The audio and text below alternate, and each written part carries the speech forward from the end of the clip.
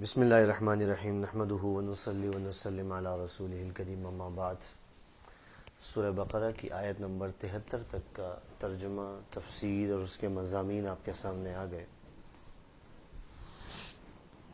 اور ان گزشتہ آیات میں بنی اسرائیل کے اس واقعے کا تذکرہ کیا گیا جس کے مطابق بنی اسرائیل میں ایک آدمی قتل ہو گیا تھا اور اس کے قاتل کا پتہ نہیں چلتا تھا۔ جب یہ لوگ حضرت موسیٰ علیہ السلام کے پاس آئے تو حضرت موسیٰ علیہ السلام نے اللہ تعالیٰ کے حکم کے مطابق ان سے یہ فرمایا کہ تم ایک گائے ذبح کرو، اور ذبح کی جانے والی گائے کا اس مقتول کے جسم کے ساتھ گوشت لگا دو، مردہ خود ہی بتا دے گا کہ کس نے اس کو قتل کیا ہے، تم قاتل تک پہنچ جاؤ گے۔ یہ مخصوص حالات میں ایک مخصوص انتظام تھا اور اللہ تعالیٰ کی قدرت کی ایک نشانی تھی، جس کا تذکرہ اللہ تعالیٰ نے آیت نمبر 73 میں بھی فرمایا، وَيُرِيكُمْ آيَاتِهِ لَعَلَّكُمْ تَعْقِلُونَ۔ اللہ تعالیٰ تمہیں اپنی قدرت کی نشانیاں دکھاتا ہے تاکہ تم سمجھو، غور کرو، اور اللہ تعالیٰ کی قدرت کی ان نشانیوں کو دیکھ کر اس کی عظمت کا یقین تم اپنے دلوں میں بٹھاؤ تاکہ تمہارے لیے اس کے احکامات پر عمل کرنا آسان ہو جائے۔ آیت نمبر 74 میں اللہ تعالیٰ نے فرمایا ہے، ثم قست قلوبکم من بعد ذالک۔ ثم عربی زبان میں تاخیر کے لیے آتا ہے، پھر قست، قسا، قسوا، قسو، قست فعل ماضی کا صیغہ واحد مؤنث غائب ہے۔ لفظی معنی اس کا ہوتا ہے سخت ہو جانا اور بہت زیادہ تنگ ہو جانا۔ عام طور پر اس لفظ کا اطلاق دل کی کیفیت پر ہوتا ہے، یعنی اگر کسی آدمی کا دل سخت ہو جائے اس طرح سے کہ اس میں نرمی کی کوئی گنجائش اور نرمی کا کوئی اثر بالکل بھی قبول کرنے کی صلاحیت نہ رہے، اس کے لیے لفظ استعمال ہوتا ہے قسا یقسو، سخت ہو جانا، تنگ ہو جانا، ذرا بھی اس میں نرمی کا اثر باقی نہ رہنا۔ اسی لیے آپ دیکھ رہے ہیں آگے لفظ آ رہا ہے قلوبکم۔ قلوب جمع ہے قلب کی، اور قلب کا معنی دل۔ لفظی اعتبار سے دیکھا جائے تو قلب کا معنی ہوتا ہے الٹ پھیر، کسی چیز کا الٹنا پلٹنا۔ چونکہ دل بھی اس کیفیت سے دوچار ہوتا رہتا ہے، الٹ پلٹ ہوتا رہتا ہے، اس لیے اس کو قلب کہا جاتا ہے۔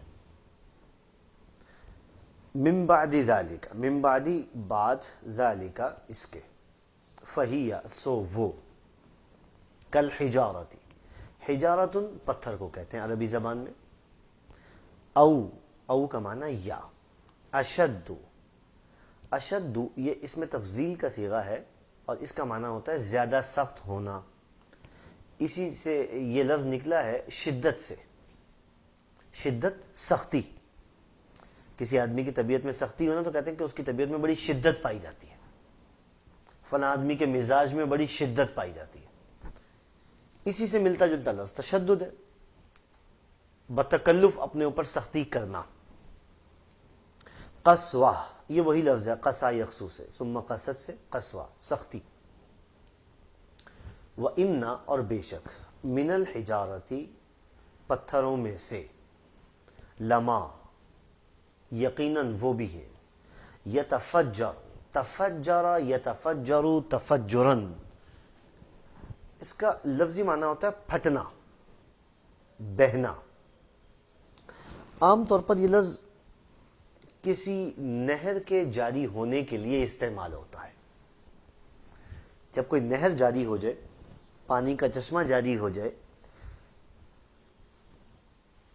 یا کسی جگہ میں پانی بہنے لگے تو اس کے لیے یہ لفظ استعمال ہوتا ہے تفجر یتفجر تفجرن۔ آپ نے غور کیا ہو، یہ جو ہم لفظ بولتے ہیں نا نماز فجر، فجر یہ اسی سے، کیونکہ فجر کا معنی وہ روشنی جو تاریکی کو پھاڑ کر نکل آئے، تاریکی کو پھاڑ کر نکل آئے، اس روشنی کو فجر کہا جاتا ہے۔ اسی سے نماز فجر یعنی وہ نماز جو اس وقت میں ادا کی جاتی ہے۔ تو یتفجر جو چیز کسی کو پھاڑ کر باہر نکل آئے۔ الانہار نہر کی جمع ہے، نہر اردو زبان میں بھی استعمال ہونے والا لفظ ہے۔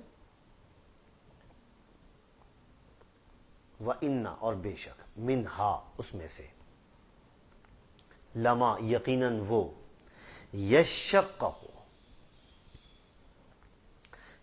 اشق یشق لفظی معنی اس کا بھی ہوتا ہے پھٹ جانا،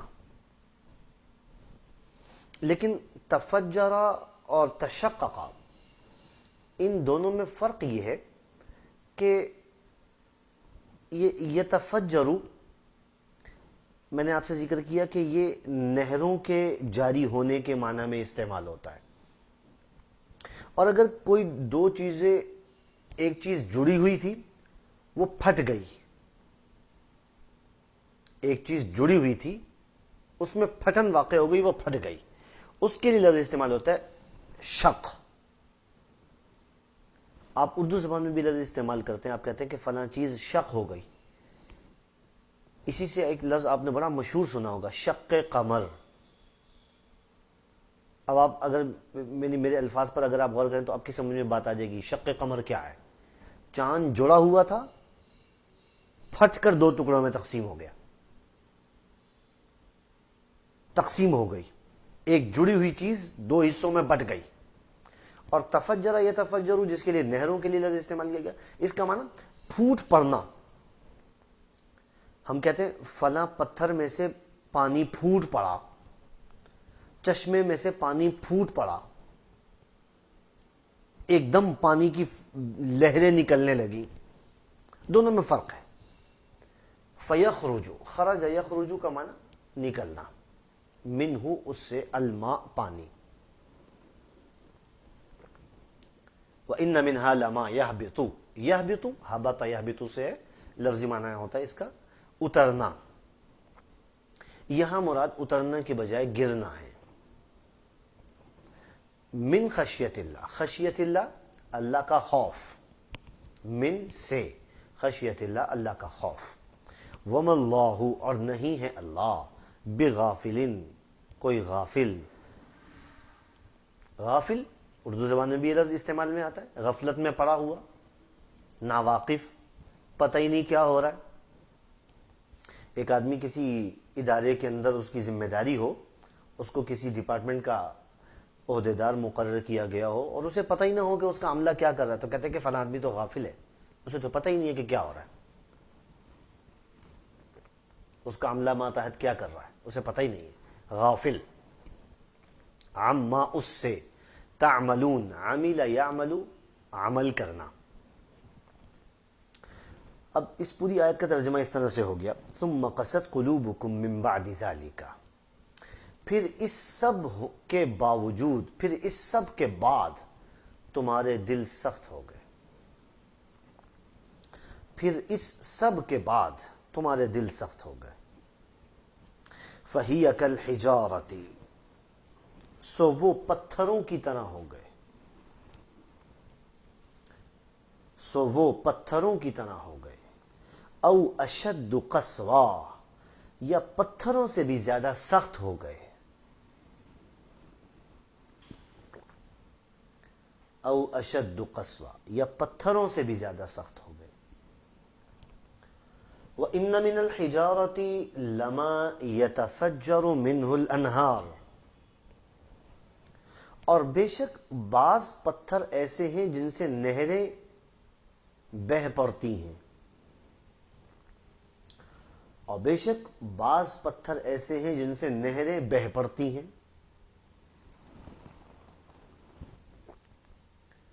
وَإِنَّ مِنْهَا لَمَا يَشَّقَّقُ اور بعض پتھر ایسے ہیں جو خود پھٹ جاتے ہیں۔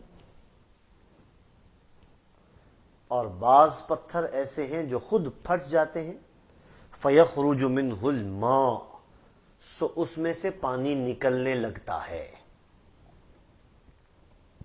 سو اس میں سے پانی نکلنے لگتا ہے۔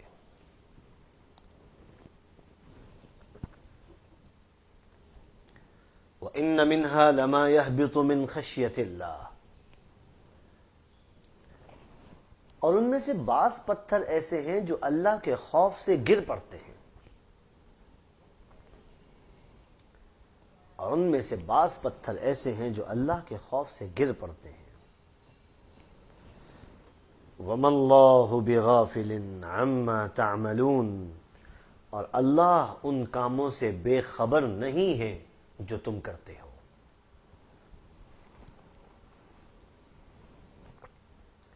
اور اللہ ان کاموں سے بے خبر نہیں ہے جو تم کرتے ہو۔ بنیادی طور پر اس آیت میں اللہ تعالیٰ نے خطاب بنی اسرائیل سے ہی فرمایا ہے، اور پتھروں کے 3 درجے جو یہاں پر اللہ تعالیٰ نے بیان فرمائے ہیں، ان پر چند لمحوں کے بعد ہم غور کریں گے۔ بنیادی طور پر ہمیں یہ چیز سمجھ لینی چاہیے کہ حق تعالیٰ نے اس آیت میں ان بنی اسرائیل کو پتھروں سے تشبیہ دی ہے، کہ جیسے پتھر پر کوئی بات اثر نہیں کرتی، ان کے دل بھی پتھروں کی جیسے ہو گئے ہیں، ان کے دل پر بھی کوئی چیز اثر نہیں کرتی، بلکہ یہ تو پتھروں سے بھی زیادہ سخت ہو گئے، سخت ہو چکے ہیں۔ کیونکہ اگر دیکھا جائے تو پتھر سے بھی پانی نکل آتا ہے، ان کے دل پتھر سے بھی زیادہ سخت ہو چکے ہیں، ان کے دلوں پر کسی چیز کا اثر نہیں ہوتا۔ اتنی نعمتیں اللہ تعالیٰ کی طرف سے ان کو دی گئی، اللہ تعالیٰ کی طرف سے ان پر انعامات کی ایسی موسلادھار بارش برسائی گئی، ایسے ایسے معجزات ان کو دکھائے گئے، ان کے لیے عین پریشانی کے عالم میں بھی انعامات کا سلسلہ جاری رکھا گیا۔ اس کے باوجود یہ احسان فراموش لوگ ہیں، ان کے سامنے اتنا بڑا معجزہ ہم نے دکھا دیا کہ ایک مردہ شخص کو ہم نے زندہ کر دیا، لیکن ان تمام چیزوں کے باوجود پھر بھی ان کے دل سخت کے سخت ہی رہے۔ ہونا یہ چاہیے تھا کہ جب اتنے انعامات اور اتنے بڑے بڑے معجزات ان کے سامنے آئے تو ان کے دلوں میں حق تعالیٰ کی ایسی عظمت پیدا ہو جاتی کہ جو کسی کے نکالے سے نکلتی نہ، ان کے دلوں میں ایسی رقت پیدا ہو جاتی، اللہ کا ایسا خوف پیدا ہو جاتا کہ جو ان کو گناہوں سے روکتا، انبیاء کرام علیہم السلام کی تابعداری پر آمادہ کرتا، اور انہیں حضرت موسیٰ علیہ السلام کی لائی ہوئی تورات پر عمل کرنے کے لیے آمادہ کرتا۔ لیکن بدقسمتی سے ایسا نہیں ہو سکا، ان کے دلوں میں ایسی سختی اور ایسی تنگی پیدا ہوئی جو پتھروں کی سختی سے بھی زیادہ تھی۔ حالانکہ پتھر سخت ہونے کے حوالے سے مشہور ہے، جب کسی آدمی کو تشبیہ دینی ہوتی ہے نا تو ہم یہی کہتے ہیں فلاں آدمی تو یار بڑا سنگ دل ہے۔ سنگ دل کا کیا مطلب ہے؟ سنگ عربی فارسی زبان میں پتھر کو کہتے ہیں، سنگ دل، پتھر جیسا اس کا دل ہو چکا ہے۔ جب کسی آدمی کے دل پر کوئی بات اثر نہ کرتی ہو تو کہتے ہیں کہ سنگ دل ہو چکا ہے۔ یہ پتھر سے جو تشبیہ دی جاتی ہے اس وجہ سے کہ ظاہری اعتبار سے دیکھا جائے پتھر بے جان چیز ہے، اس پر جتنے مرضی ہتھوڑے برسا دو یہ چوں نہیں کرے گا، اف نہیں کرے گا۔ اس کو اوپر سے اٹھا کے پھینک دو، نیچے سے اٹھا کے اوپر اچھال دو، اس کو کوئی فرق نہیں پڑتا، یہ بے حس چیز ہے، حواس سے بالکل آزاد ہے۔ اللہ تعالیٰ نے یہاں یہ نہیں فرمایا کہ بنی اسرائیل سے اللہ تعالیٰ نے یہ نہیں فرمایا کہ تمہارے دل جو ہے وہ گدھے کی طرح ہو گئے، تمہارے دل جو ہے وہ فلاں جانور کی طرح ہو گئے، فلاں چیز کی طرح ہو گئے۔ پتھر سے تشبیہ دی، کیونکہ ظاہری اعتبار سے دیکھا جائے تو پتھر میں حواس بھی کوئی نہیں ہے اور حیات بھی کوئی نہیں ہے، تو اللہ تعالیٰ نے ان کو تشبیہ دی، ان کے دلوں کو تشبیہ دی پتھروں کے ساتھ، اور فرمایا تمہارے دل تو پتھروں سے بھی زیادہ سخت ہو گئے۔ پتھر سے پھر کچھ لوگوں کو فائدہ ہو جاتا ہے، عمارت تعمیر ہو جاتی ہے، پتھر سے پانی نکل آتا ہے، یہ چشمے جتنے بھی ہیں، یہ نہریں جو بھی جاری ہو رہی ہے، یہ سارے پتھروں سے جو ہے نکلنے والا پانی ہے۔ تم تو پتھر سے بھی گئے گزرے ہو، اتنے بڑے معجزات تم نے دیکھے، اتنی نعمتیں حق تعالیٰ کی تم پر برسی، اس کے باوجود تم نے حق تعالیٰ کی عظمت کو اپنے دل میں بسایا نہیں، تم نے ہمیشہ حق تعالیٰ کی خلاف ورزی کی، مخالفت کی اور ان کے حکم کو پامال کیا۔ بنیادی مقصد اس آیت کا یہ ہے۔ اب یہاں اللہ تعالیٰ نے جو پتھروں کے 3 درجے بیان فرمائے ہیں، پہلا درجہ اللہ تعالیٰ نے یہ فرمایا کہ بعض پتھر ایسے ہیں جن سے نہریں جاری ہو جاتی ہیں، دوسرا درجہ یہ فرمایا کہ بعض پتھر ایسے ہیں جو پھٹ جاتے ہیں، اس میں سے پانی نکلتا ہے، اور تیسرا درجہ یہ فرمایا کہ بعض پتھر ایسے ہیں جو اللہ کے خوف سے گر پڑتے ہیں۔ کیا مطلب یہ ہے کہ بعض پتھر ایسے ہیں کہ جن سے زیادہ پانی نکلتا ہے، بعض پتھر ایسے ہیں جن سے کم پانی نکلتا ہے، اور بعض پتھر ایسے ہیں جو اللہ کے خوف سے گر پڑتے ہیں۔ یہ 3 اثرات ہیں پتھروں کے، 3 حالات یا 3 درجے ہیں۔ یہ اللہ تعالیٰ نے ایک بڑی بلیغ ترتیب قائم فرمائی ہے۔ یہ ترتیب درجہ بندی کی طرف بھی اشارہ کرتی ہے، اور یہ ترتیب ثابت کرتی ہے کہ پتھروں میں بعض پتھروں کے اندر ایسا مضبوط اور طاقتور تاثر ہے کہ پوری مخلوق اس سے فائدہ اٹھاتی ہے، جو آ جائے فائدہ اٹھا لے۔ اس میں اس چیز کا بھی امتیاز نہیں ہوتا کہ مسلمان ہے یا غیر مسلم، دوست ہے یا دشمن، مرد ہے کہ عورت، عالم ہے کہ جاہل، امیر ہے کہ غریب، جو آ جائے فائدہ اٹھا لے۔ ان کا نفع عام ہے، ان کا نفع تام ہے، عام بھی ہے اور تام بھی ہے۔ بعض پتھر ان میں کم درجے تاثر ہوتا ہے، مخلوق کو نفع بھی کم پہنچتا ہے، لیکن بہرحال نقصان نہیں پہنچتا، نفع ہی پہنچتا ہے۔ اس پہلو پر غور کیجئے اچھے طریقے سے۔ بعض پتھر ایسے کہ پتھر ہونے کے باوجود مخلوق کو فائدہ پہنچا رہے ہیں، اور اس سے بغیر کسی امتیاز کے مسلم اور غیر مسلم سبھی فائدہ اٹھا رہے ہیں۔ نہر پہ چلے جائیں، کوئی بھی چلا جائے، دن میں چلے جائیں، رات میں چلے جائیں، سردی میں چلے جائیں، گرمی میں چلے جائیں، سب فائدہ اٹھا رہے ہیں۔ اور بعض پتھر ایسے ہیں کہ جن سے سارے تو فائدہ نہیں اٹھا رہے اور سب کو عام نفع بھی نہیں مل رہا، لیکن کسی نہ کسی درجے میں ان سے فائدہ پہنچتا ہے، لوگوں کو نفع ملتا ہے۔ اور بعض پتھر ایسے ہیں جن سے لوگوں کو فائدہ تو کوئی نہیں ہو رہا، لوگوں کو تو کوئی فائدہ نہیں ہو رہا، لیکن لوگوں کو نقصان بھی نہیں ہے۔ یہ جو پہلے 2 درجے بیان فرمائے، یہ اس زمرے میں آتے ہیں کہ جہاں پتھر سے لوگوں کو فائدہ پہنچ رہا ہے، اور تیسری قسم اس درجے میں بیان فرمائی کہ جس میں لوگوں کو اگر کوئی نفع نہیں پہنچ رہا تو لوگوں کو کوئی نقصان بھی نہیں پہنچ رہا۔ ان میں اثر قبول کرنے کی ایسی صلاحیت ہے کہ خوف خدا سے گر پڑتے ہیں۔ اب یہاں 2 چیزیں سمجھنے والی ہیں۔ ایک بات تو یہ اچھے طریقے سے سمجھ لینی چاہیے کہ اللہ تعالیٰ نے یہ جو فرمایا نا کہ پھر تمہارے دل سخت ہو گئے، سو وہ پتھروں کی طرح ہو گئے یا پتھروں سے بھی زیادہ سخت. اور پھر اس کے بعد 3 درجے اللہ تعالیٰ نے پتھروں کے بیان فرمائے. پہلے 2 درجے اس قسم کے ہیں کہ جس میں لوگوں کو فائدہ پہنچتا ہے، عوام کو فائدہ پہنچتا ہے، زیادہ یا کم. اور تیسرا درجہ ہے کہ جس میں لوگوں کو فائدہ پہنچتا ہی نہیں ہے، لوگوں کو نقصان پہنچتا ہے.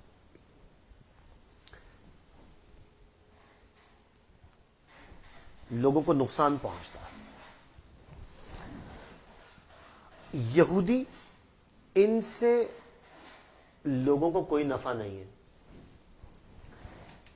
لوگوں کو ان یہودیوں سے کوئی نفع نہیں ہے، اور ان سے نقصان ہی نقصان ہے. لوگوں کو نقصان ہی نقصان ہے.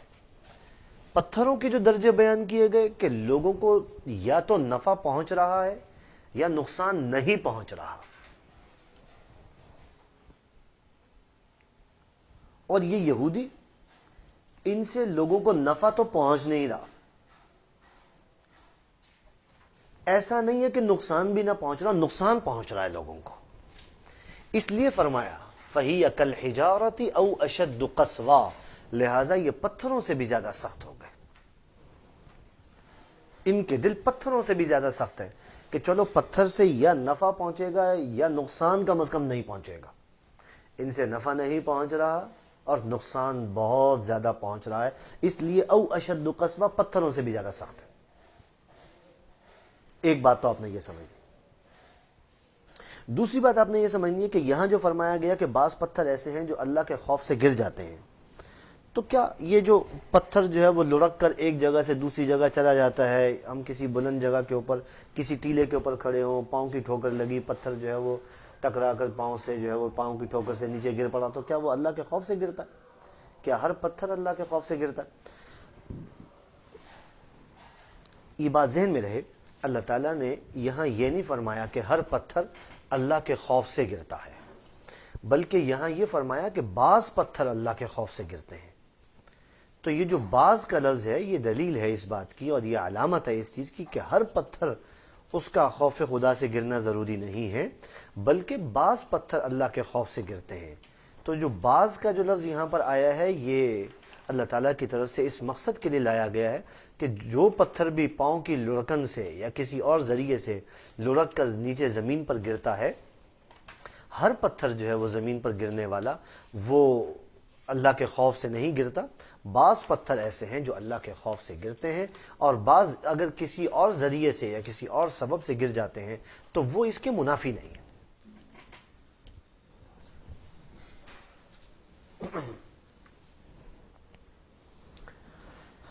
دو باتیں ہو گئی. تیسری بات،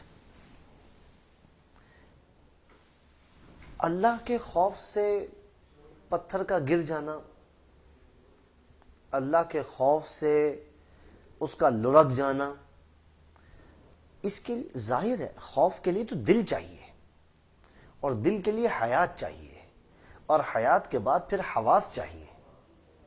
پھر یہاں پر سوال پیدا ہوتا ہے کہ کیا پتھروں کے اندر حیات پائی جاتی ہے؟ پتھروں کے اندر حواس پائے جاتے ہیں؟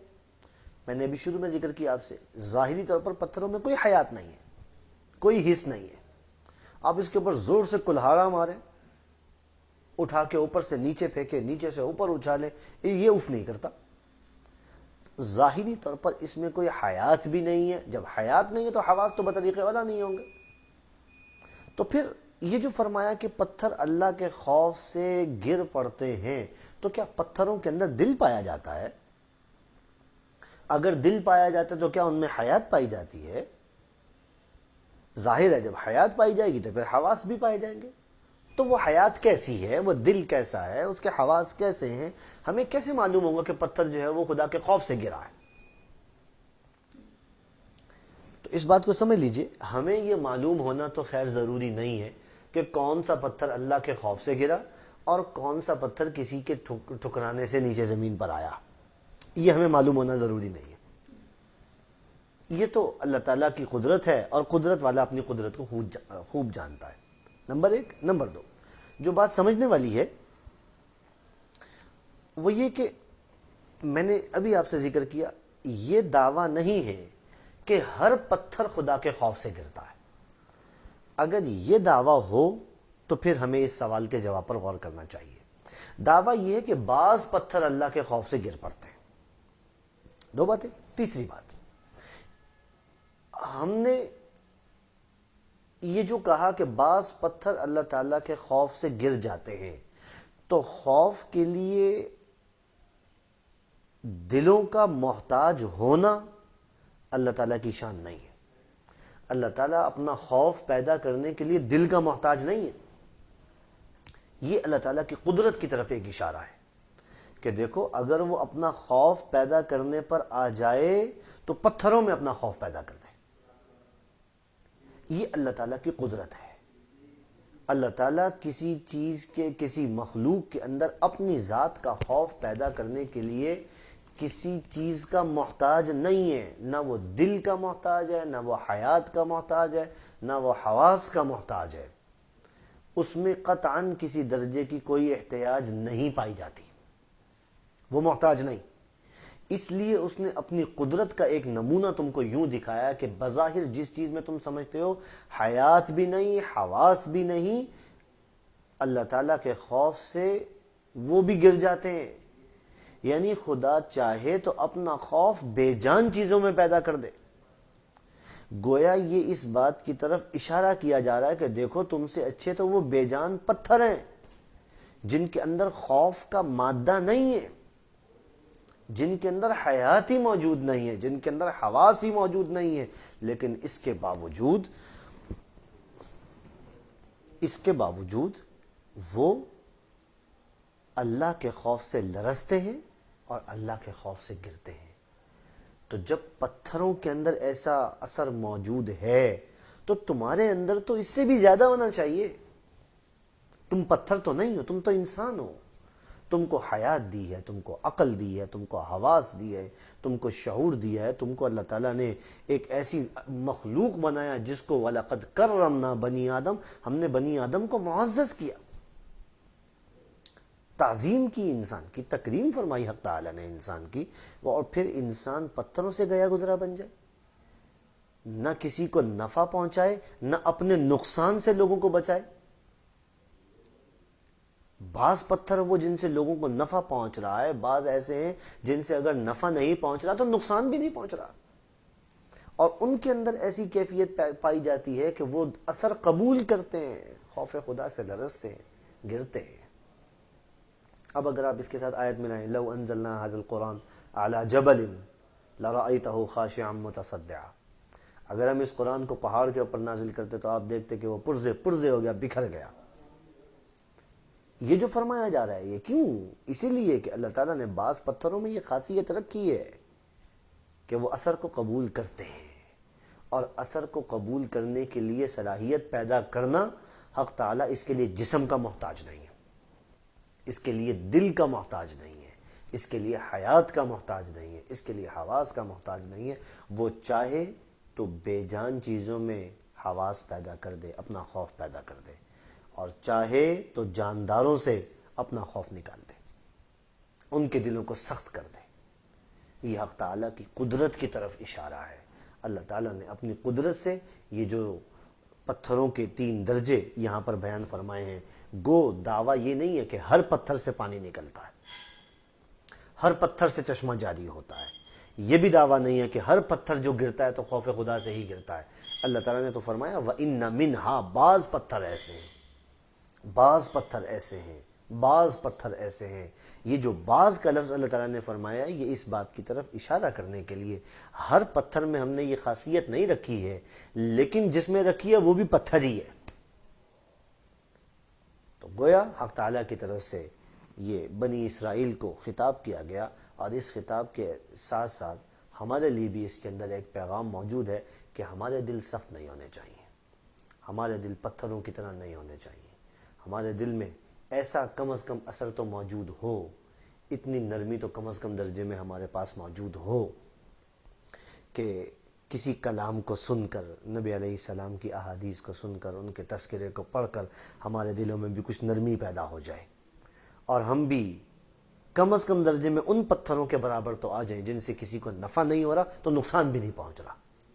اللہ تعالی ہمیں اپنی مخلوق کو نفع پہنچانے والا بنا دے، نقصان پہنچانے والا نہ بنائے، اور ہمارے شر اور نقصان سے اللہ تعالی خود ہماری بھی اور تمام لوگوں کی بھی حفاظت فرمائے۔